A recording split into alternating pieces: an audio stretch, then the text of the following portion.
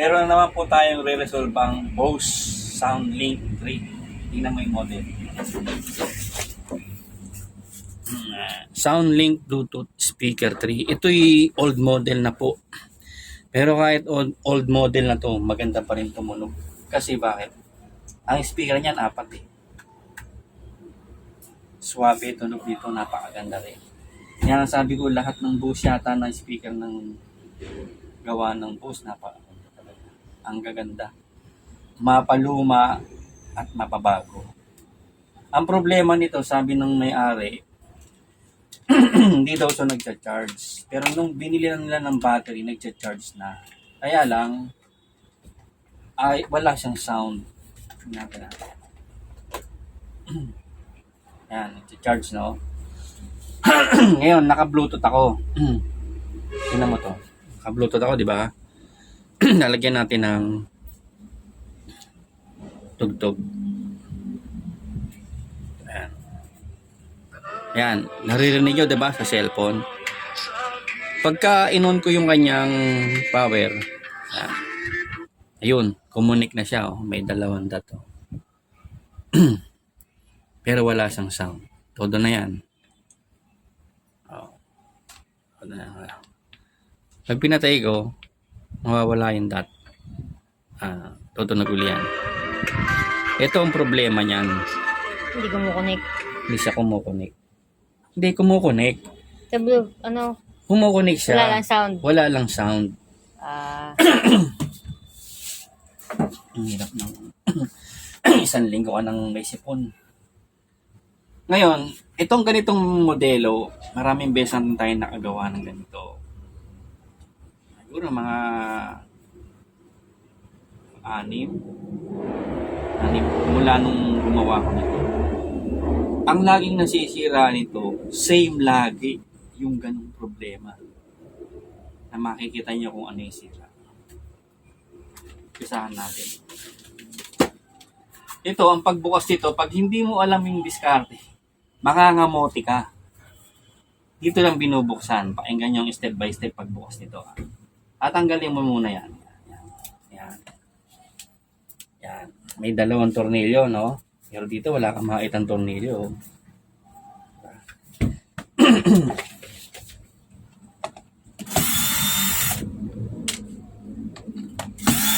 Yan.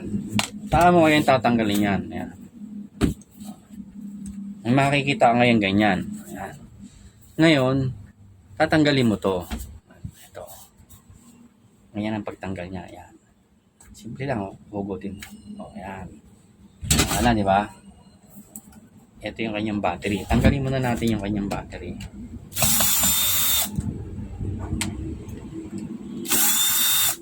Yan. Ngayon, paano mo tatanggalin to? Ito yan. May nagbukas na yun. Dali na yun. Bakit? Nagpalit sila ng battery. Nagbukas na nga.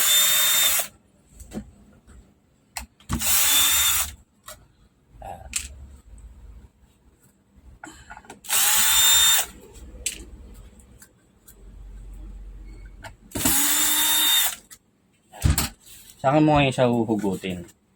Yan. Nice. Ngayon, ito. Yun na yung speaker niya, apat. Ito pa yung isa. Yung top.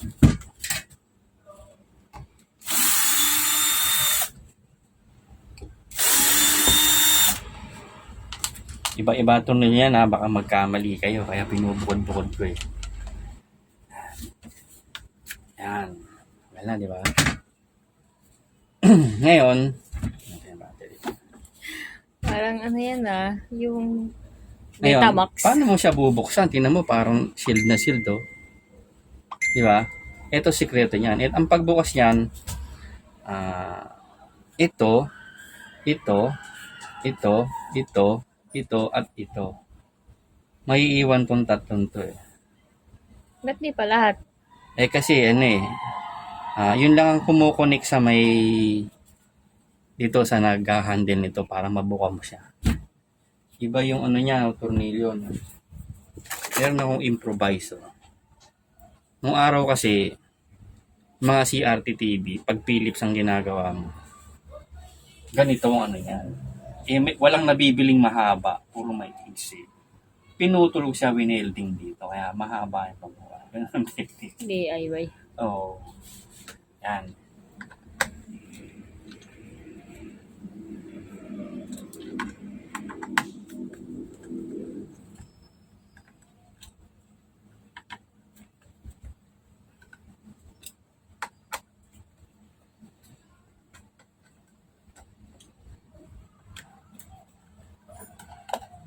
Kaya mahaba yung isa eh.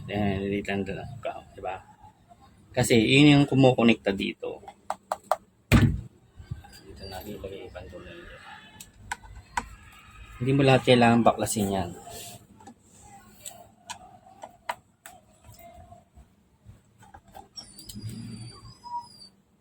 Lemon.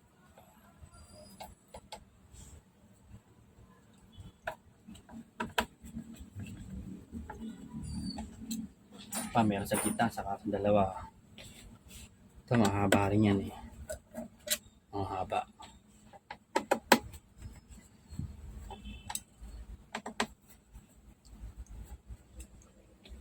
Ito.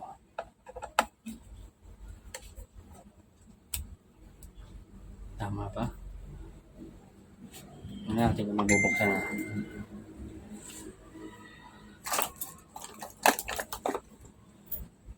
Yan no? Yung.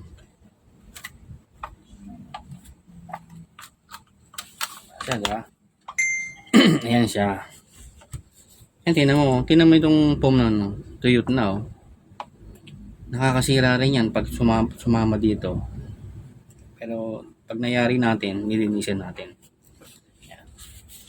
Ngayon, paano ko mag-a-analyze ngayon na paano umpisa mong sukatin? Kasi tingnan mo, ang board niya, dalawa lang oh. Ang board niya sa system board, nandito na rin yung preamp kasama. Ito yung amplifier. Nandito na rin yung Bluetooth. Nandito na rin yung auxiliary. Paano mo ngayon umpisahan? Ganito yan. Sa tagal na natin gumagawa ng mga ganitong radyo, kasi akala nila, ang ginagawa ko lang TV. Take note, nag-umpisa ako sa Samsung Service Center at sa Sony Service Center. Ang hawak ko, puro audio. Hindi ako mahahawak ng video, puro audio, mula Samsung hanggang Sony. Kaya nahasa tayo ng uso sa puro audio. Kadalasan pinapahawak sa akin nun, Walkman, yung radyo na cassette tape. Tapos medyo ma-asenso na, pinapahawak na ka ng component. Matagal akong humawak ng mga ganong repair. Yung TV, kailan lang eh. Nung umalis na ako sa iba-ibang mga pinasuang kong kumpanya. Inipon ko lahat yung knowledge na yon na pinagsama-sama ko, hanggang sa tayo ko na shop, nagsarili. At tanaw ngayon, nagse-service na lang, puro service. Kasi mahirap din yung may mini-maintain kang shop. Una-una, yung upa, hindi gaya ng service. Wala kang mini-maintain shop. Saan pa tayo napunta doon? Ayan, balik tayo dito sa ating tinotroubleshoot. Trouble. Ngayon, siyempre, voltage check ka muna kasi walang sound eh. Di ba? Walang sound tong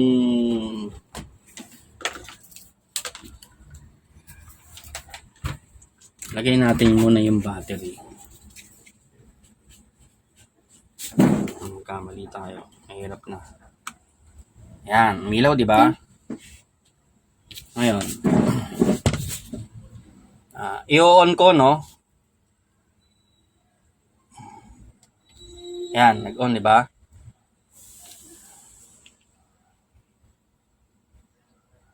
Connect sa Bluetooth, di ba? Patutugin natin. Pero walang sound. Ngayon, ang una mong i-check dyan, yung kanyang amplifier, kung meron bang voltahe pumapasok. Bob, check mo yung voltage niya. So, ground ka, no? Ito ang ground yan, eh, oh. Ito, pakita mo. Yan, ground yan, eh. Titignan mo sukatin mo yung kanyang supply ng amplifier. Meron siyang 10 volts, di ba? Susukat ko, di ba? Sa kanyang left, sa kanyang right. Ibig sabihin, itong amplifier mo, buo yan. Huwag ka dyan mag-concentrate. Saan ka ngayon magto-troubleshoot, mag-uumpisa? Puntahan mo yung kanyang tawag dito.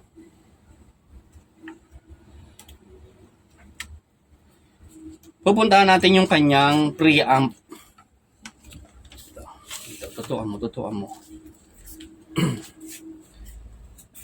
Ito kasi, ito yung logic board niya. Ito yung kanyang preamp. Magkadugtong yan eh.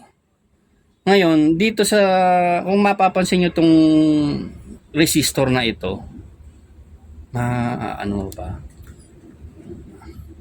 Susukatin ko Wait lang, hindi ko makikita pag malolobat siya pula na Bilisan mo. Ayan. Ito, yung kanyang supply ng logic board niya yan saka yung kanyang preamp para pumunta dun sa may amplifier, tumunog siya. Kasi pag sira ang preamp mo, hindi rin tutunog yung amplifier mo kahit buo. Yan, may supply siya na 3.3 volts. Dali, umalisin. Di ba? Ngayon, pagka tinawid mo siya, itong resistor na yan, 10 ohms yan. Pag tinawid mo, dapat meron ding 3.3 yan. Pero zero siya, Di ba?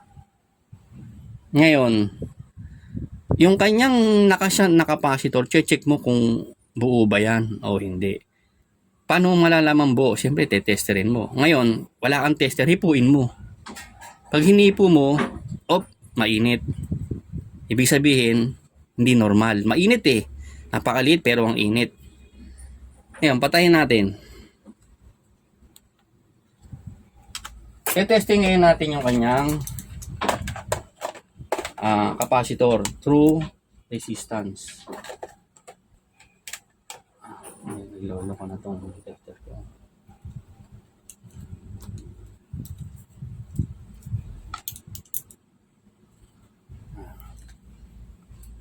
Kasi sa dami na natin ginawa ito, laging dun ang sira niyan.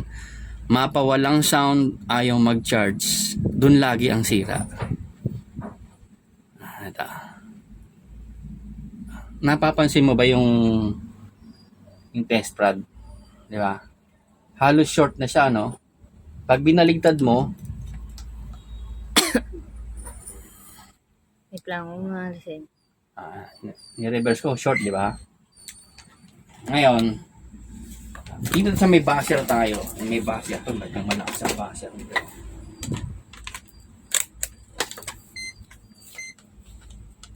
Yan, narinig nyo? Titingnan natin tong capacitor. Short siya, di ba? Nagbabas Samantalang yung iba naman, hindi Ngayon, tatanggalin ngayon natin tong capacitor na ito. Ano yan? Ito. Yan. Ito. Kasi ito supply Pumunta siya dito, pumunta dito. Pumunta dito at pumunta dito. Kaya lang, kung short yan, hindi siya makatawid. Tatanggalin natin.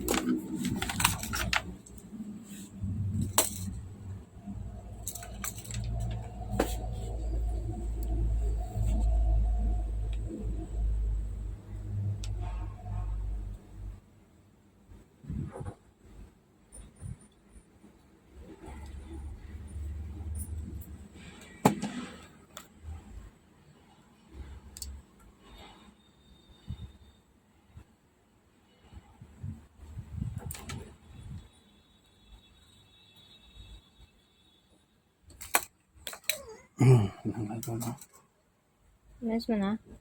Hmm. Saan? Ayun. Wait lang. Naukos ko Ay, yung maliit na to. Yan, wala siyang capacitor, no? Tingnan natin kung short sa kanyan uli. Kung short pa rin. Nakikita mo ba? Yan, tanggal na, di ba? Tingnan natin,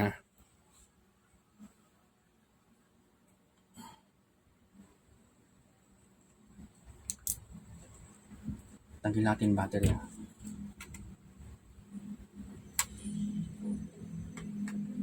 May supply ng pumasok. May supply ng pumasok kasi nakanin yung battery. Nakalagay pa pala.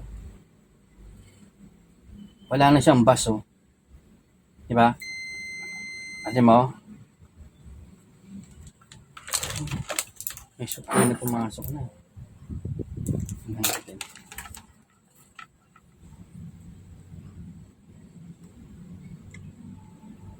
Na-drain na.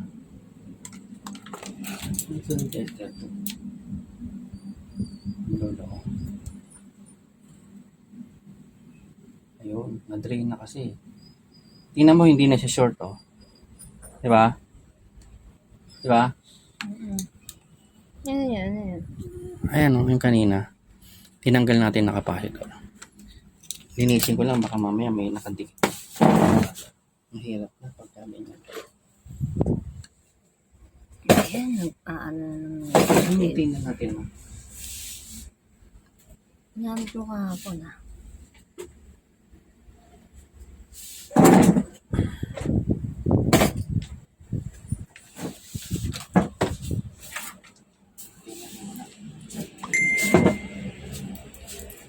Yung may iba ko may short. Ito, tinalo. Wala naman short. Yun, titignan ngayon natin, i-on natin, no? Kung nagkakaboltahe ba yung kanyang logic board at pati yung kanyang preamp. Bet ko yung ano, battery. Yan. I-on ko, I-on ko, Yan. Tingnan mo kung papasok. O yan, pumasok yung Bluetooth, di ba? Ayun, narinig niyo yun? Oo. May tumunog, di ba? Tingnan natin kung may voltahe ng nakatawid. 3.3, di ba?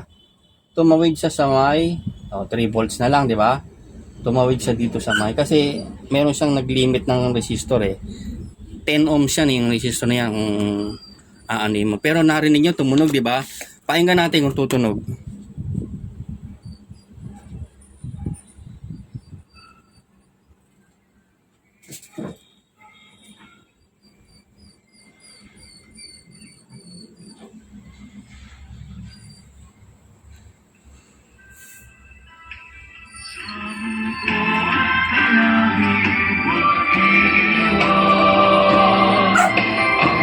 Narinig nyo?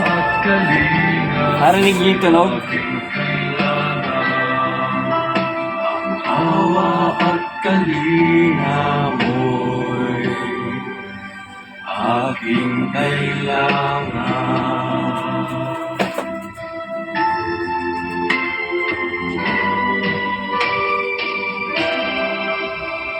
Ganun lang kasimpleng gawin ng ganitong modelo.